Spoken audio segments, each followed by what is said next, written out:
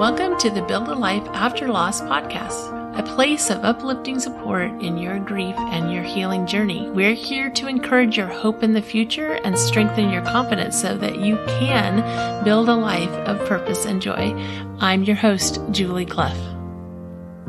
Hello, my friends. Welcome to episode 81, Doing It Right.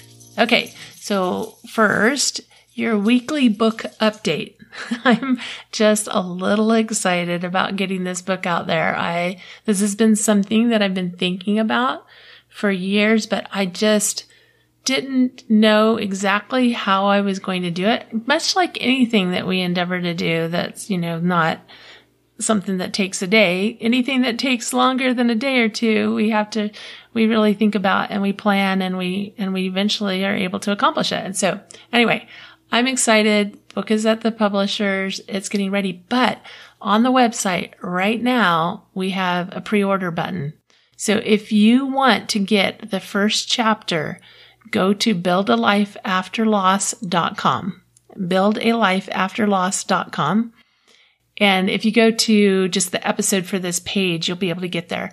If you go to that link, you will see a way for you to get the first chapter of the book. So if you're interested in reading the first chapter and kind of seeing the outline of the book and some behind the scenes information, be sure and go and get that. Go get that today.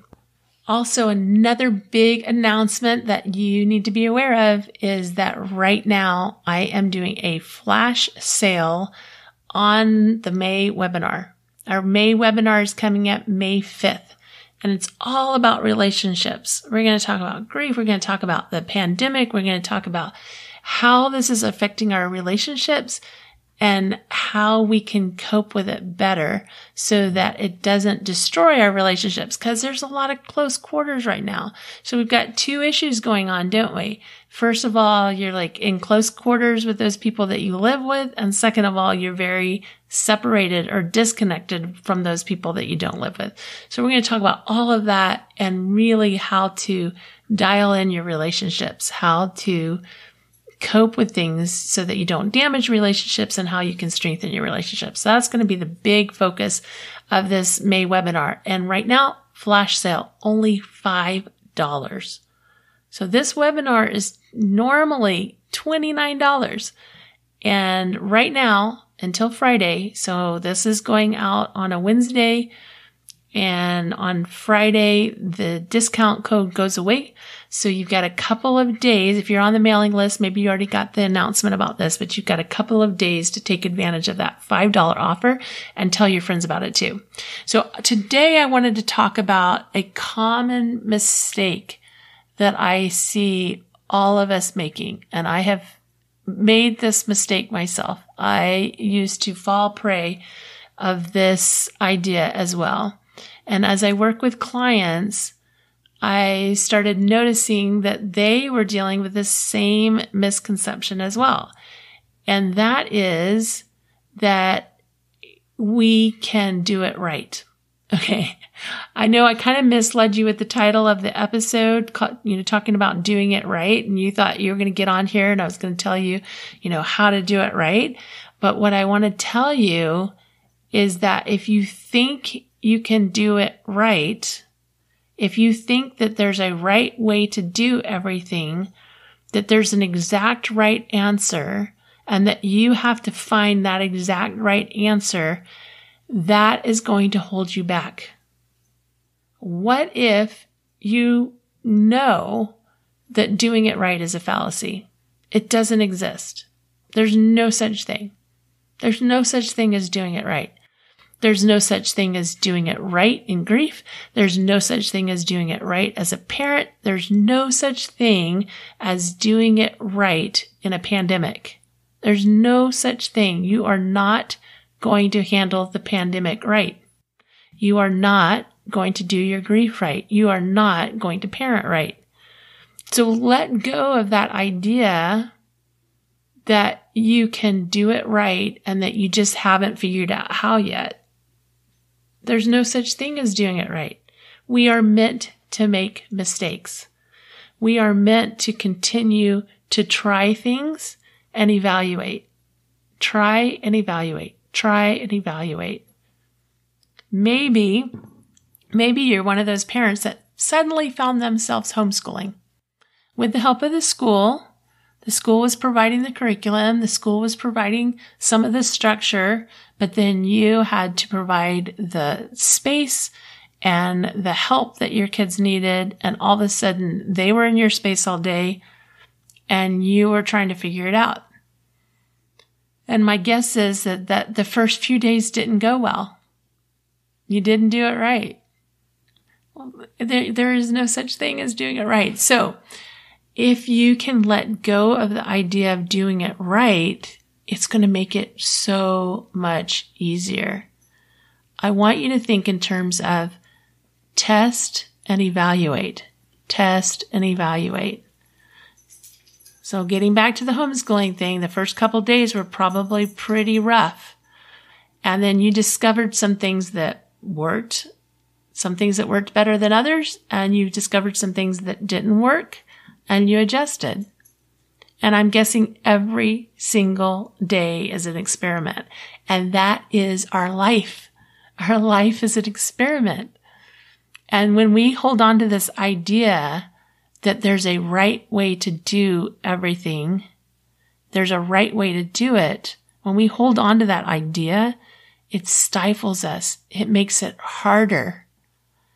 It gives us all kinds of thoughts about how we're doing it wrong. And we beat ourselves up with the idea that there is a right way to do it. I want you to take this idea in. I want you to breathe in the idea that you are meant to make mistakes. That's right. You're meant to make mistakes. You're meant to experiment. You're meant to test. You're meant to evaluate. You're meant to adjust. You're not meant to do it right.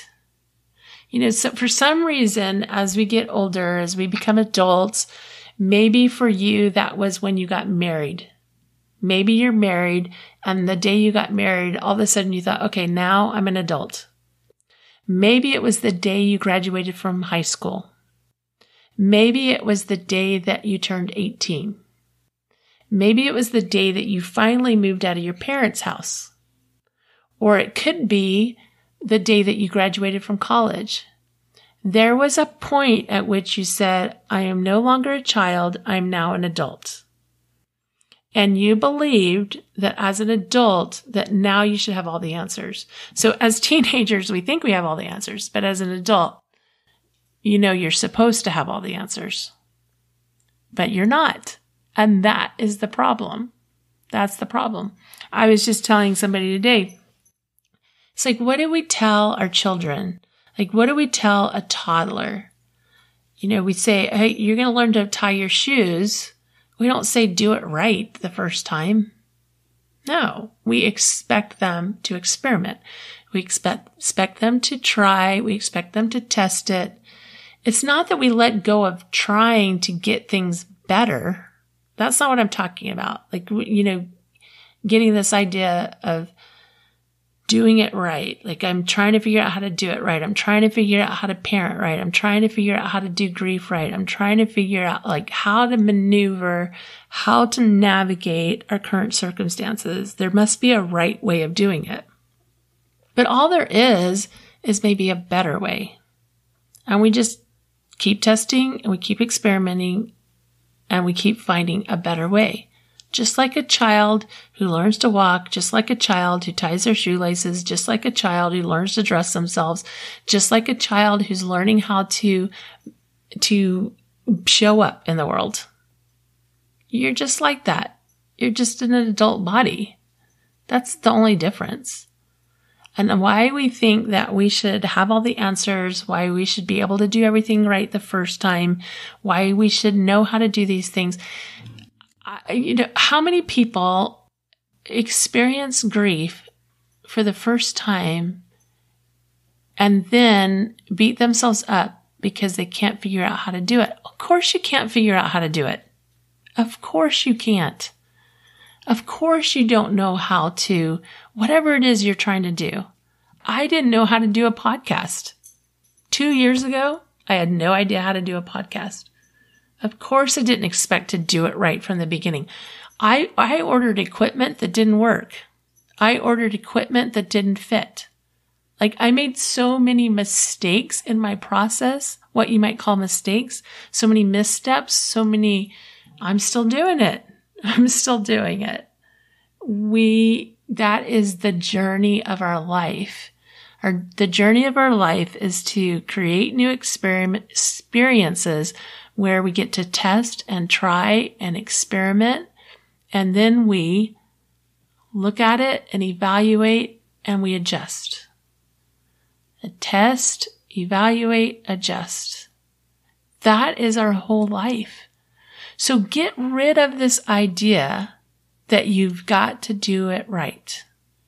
Get rid of the idea that you've got to be perfect. Get rid of the idea that you're not going to make mistakes. Just get rid of that. Just tell yourself. In fact, I want you to tell yourself, I'm going to make mistakes.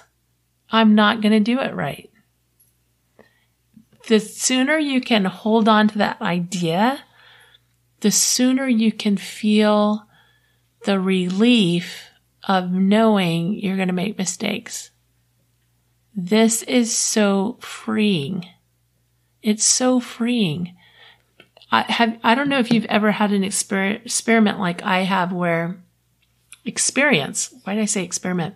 I don't know if you've ever had an experience like I have where you find yourself maybe in front of a group of people, or you're trying something for the first time and there's other people around and you just feel so nervous that, and you want so badly to do it right that you can hardly operate your limbs. Years ago, I played in my very first tennis tournament. And not only was it my very first tennis tournament, this was about 10 years ago, but it was also one of the very first, I think it was maybe the second or third time I had ever played singles. Ever. Like, I'd been playing doubles for a couple of years at that point. Very first tournament. Like the third time I'd ever played singles, my very first singles match in a tournament, very first doubles matches in a tournament. All of a sudden I found myself needing to play singles tennis. So I'm on the court by myself with my opponent. And I was so nervous. Luckily, I had some ideas of how to manage my mind, but I was so nervous that I could hardly get my legs and my arms to work right because I was trying to do it right. And I was so nervous that I swung at one point, and in my efforts to swing correctly and to get everything to work correctly, I ended up hitting myself in the head with my tennis racket. Yep. Bonked myself right on the top of my head with the tennis racket. This was like the second game in. I ended up winning that game, but it was not pretty. And I can tell you, my arms and legs did not work right. It affects the way we think, affects our body. It affects the way we show up. It affects the way we move our body. It can't help but do that. When you think about when you're nervous, how it affects your body. Your hands shake. You get nervous. So if you have this idea in your head that you've got to do it perfectly, that you can't make mistakes, it is going to affect everything. So let go of that. Let go of that and tell yourself, I'm doing the best I can with what I know. Okay, that idea can get us in trouble too, because you're probably saying to me right now, well, I'm not doing the best I can because I know that this or that or the other would be better. But whatever you're doing right now is the best you can. We're always doing the best we can. Even if we know better, we don't always do better. When we do better, that's when we really know. That's when it's internalized. So it's all just an experiment. It's all just an experiment. Look at life as an experiment. And I know it's hard when there feels like the stakes are high, but also let go of the idea of being right or wrong. Most things are not right or wrong. there's a few things that I think that we could all agree fall into the category of right or wrong. Like, it's wrong to murder. It's wrong to cheat. It's wrong to steal. So those are moral things that are wrong. But most choices are just decisions. That's all they are. They're just decisions. And some decisions are better than others, sure. And sometimes we look back and we go, oh, that decision would have been better than this one. But it's all just an experiment.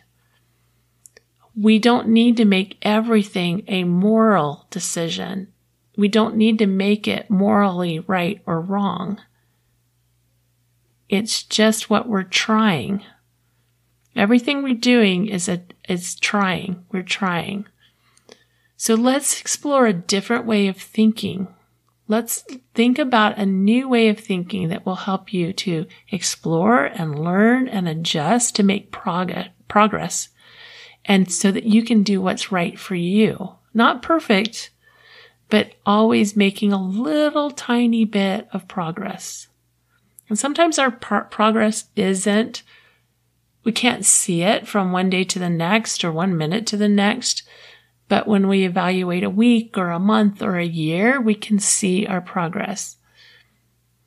So just try, just explore, learn, adjust, and make a little bit of progress, and let go of the idea that you're going to do it perfectly, that you're going to do it right. You're not going to do it right. You're not going to do it perfectly. You're going to do it the best you know how, and that is enough. That is totally enough. All right, if you're listening right now,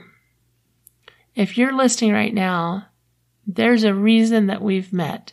And if you have been wondering, how can I work with Julie? I would really like to work with Julie. Your first step is to go to the show notes and schedule a discovery call. That's the very first step. And we'll talk about it. We'll see if it's a good fit. We'll see if there's a program that's a good fit for you. But go there now and schedule your free call so we can talk about it. And if you want to make sure you get all the news, go to buildalifeafterloss.com and sign up there to get on our mailing list so you don't miss anything. I hope to see you on the webinar. I'll be answering your live questions there. And remember, it's only $5 until Friday. All right, you guys. Love you. I believe in you. Bye.